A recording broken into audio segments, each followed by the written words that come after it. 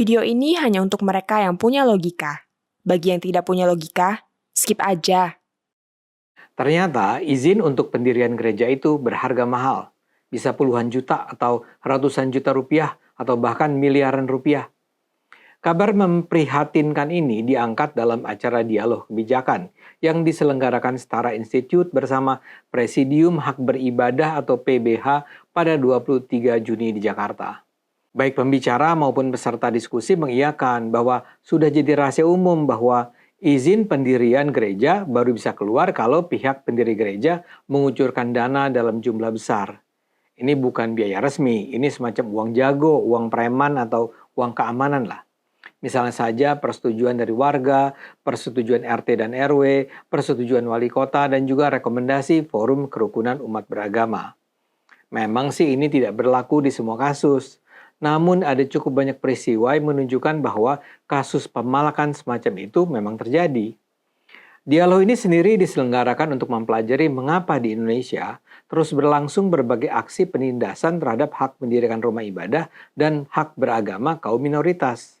Salah satu biang masalah ternyata adalah peraturan bersama dua menteri, Menteri Agama dan Menteri Dalam Negeri pada 2006. PB2M ini seharusnya mempermudah pembangunan rumah ibadah. Namun dalam prakteknya, dalam 20 tahun terakhir, justru peraturan ini yang menghambat pembangunan rumah ibadah.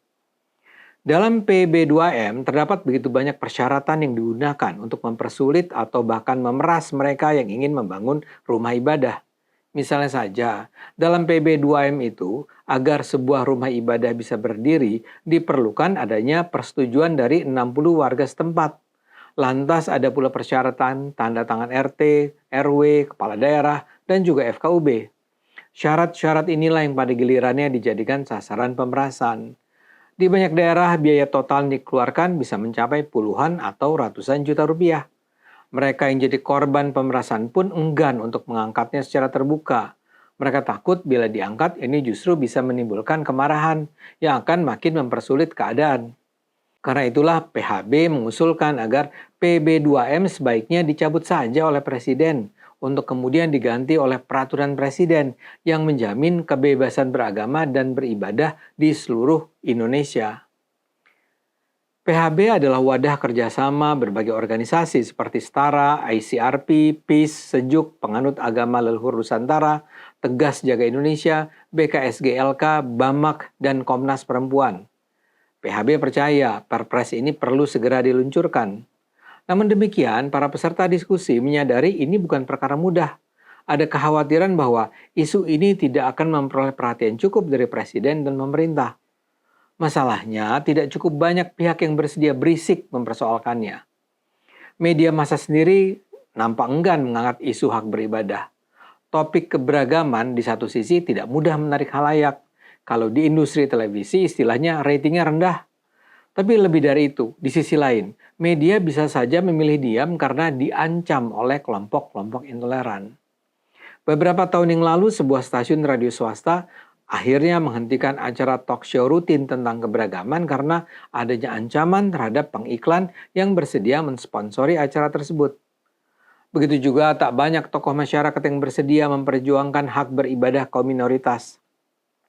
Tokoh-tokoh yang semula dikenal menyuarakan kampanye keberagaman, tiba-tiba saja tidak lagi terdengar suaranya ketika sudah menjadi pejabat negara. Istilahnya mereka jadi safety player, cari aman.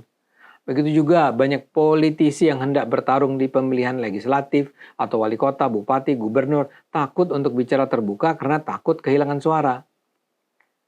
PHB sendiri mengakui bahwa semula ditargetkan bahwa Presiden sudah akan membatalkan PB2M pada 2026 ini.